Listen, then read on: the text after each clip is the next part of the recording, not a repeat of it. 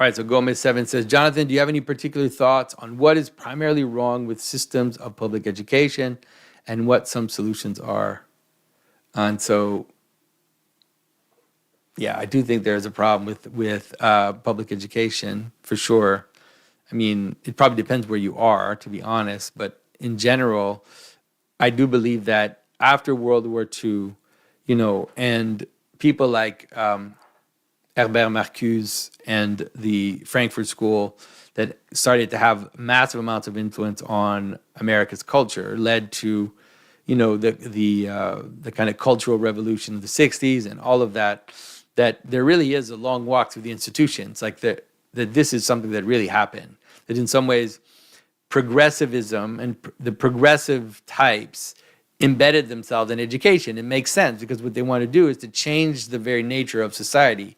And therefore, it doesn't have to be top-down planned. It just means that people that are just slightly attentive to and have a desire to bring about these changes will naturally move towards places where they can have influence. And of course, education is the public education in many places has been completely kind of infiltrated and taken over by progressivism as such.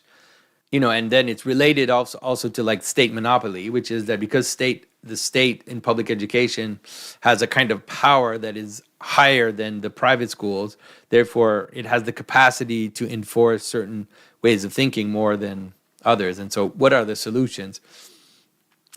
I think one of the solutions is homeschooling, for sure. There's no doubt about that. But not everybody can homeschool. I'm also aware of that. It's not like this is available to everyone. So we have to be very cautious about the homeschooling option.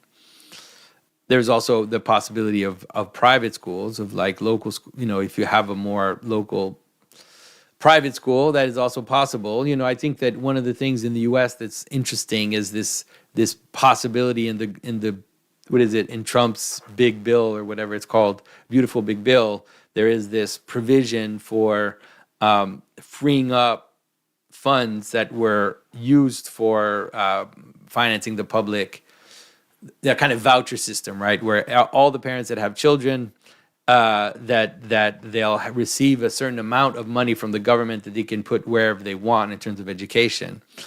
And I think that is a good step in order to take away the bite that a lot of the progressivism has, because a lot of people don't have a choice. It's like a lot of people don't have the money to put their kids in private school, and therefore they don't necessarily have the capacity to homeschool kids, especially through high school, and therefore they just put their kids in school.